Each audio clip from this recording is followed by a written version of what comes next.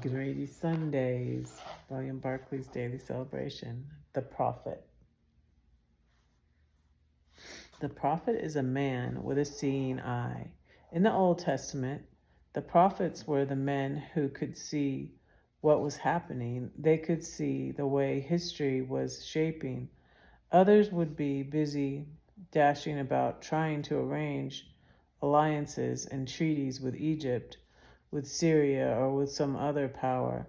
The prophet was the man who saw deeper than the superficial power relationships. He saw the nation's destiny. Every country in the world needs a prophet. The prophet is a man with a listening ear. The first thing Samuel had to say was, "Speak, Lord, for thy servant heareth."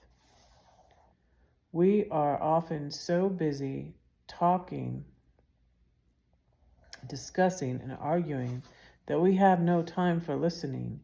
Even when we pray, we are so busy telling God what we want Him to do that we have no time to listen to what He wants us to do. The prophet has a listening ear. We need that too. The prophet has a courageous voice. He tells the truth whatever the cost. We cannot but speak the things we have seen and heard, said Peter and John to the Sanhedrin. The prophet never buys security with a cowardly silence. The prophet has a dedicated life. Said Isaiah to God when he learned there was work to be done, "Here am I, send me."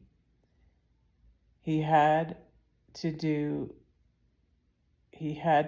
not what he himself wanted to do, but what God needed him to do. God needs people of dedication like the prophets.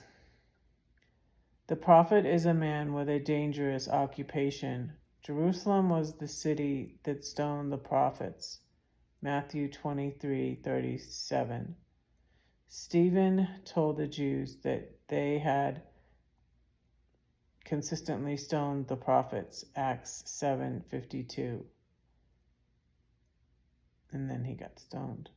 No one can be a prophet who is not prepared to take a risk for God.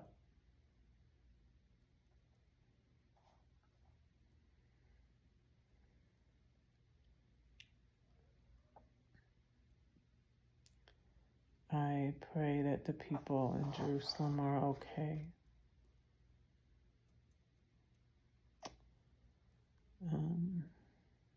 It breaks my heart the things going on in the world.